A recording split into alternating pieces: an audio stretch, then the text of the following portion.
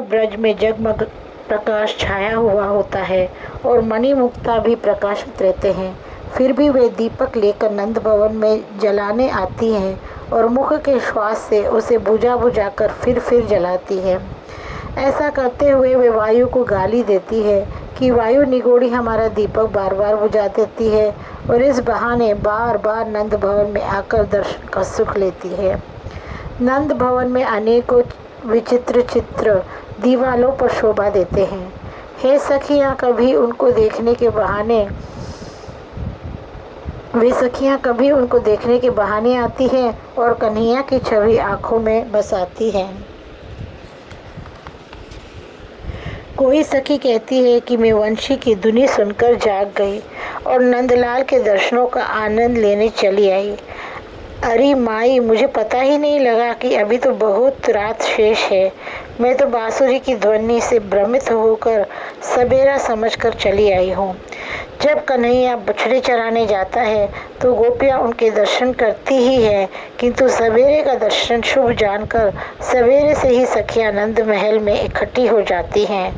यशोदा मैया भी सखियों का प्रेम देख देख कर प्रसन्न होती और बलिहारी जाती है और कहती है कि अरे सखियों, कन्हैया तुम्हारा ही तो है।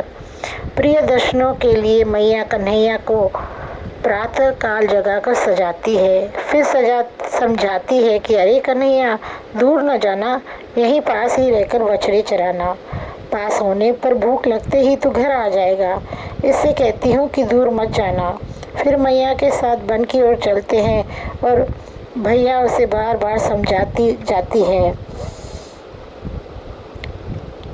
कन्हैया मैया की मीठी मीठी कोमल कोमल वचन कह कर आनंद करके हठपूर्वक लौटाता है।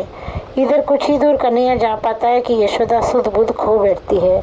मैया सोचती है कि अभी कुछ देर में ही कन्हैया वन में खेल कर आ जाएगा और दही मक्खन मांगते हुए आनंदित करेगा। इससे वह बड़ी रुचि से मथानी मतने लगती है और आनंदित होकर कलेऊ तैयार करती है। जब से श्री वृंदावन में वास किया है तब से किसी प्रकार का भय नहीं दिखाई पड़ा। इससे बलराम कृष्ण दोनों स्वतंत्र होकर सखाओं के गले में बुझाई डालकर खेलते हैं। कभी वे अधरोबर वंशी धारण करके सखाओं को रिझाते हुए विचरण करते हैं, कभी नृत्य करके उनका मन अनोखी छवि दिखाकर हर लेते हैं। कभी वे दो दल बनाकर प्रसन्न होते हैं और वन में अनेक प्रकार के खेल करते हैं। जब कभी कन्हैया बछड़ा बन जाता है तो बछड़े उनको देखकर भ्रम में पड़ जाते हैं। कभी कन्हैया बैल बनकर गरजता है और हम्बा शब्द करके बछड़ों को चकरा देता है। बछड़े तब उनसे लिपटकर सुखी होते हैं। इस प्रकार बलराम और कृष्ण उनको आनंदित करते हैं। कभी वृक्षों की छाया के नीचे बैठ जाते हैं। उस समय हंस और मोर उनके पास आ जाते हैं और मोर तो पंख फैलाकर नाचने लगते हैं और कोकिल कुहू कुहू करके अपना आह्लाद प्रकट करने लगती है। श्री कृष्ण उन सब का अनुकरण करके उन्हें आनंदित करते हैं और सखा हंसते हंसते लोटपोट हो जाते हैं तो वे प्रसन्न होते हैं।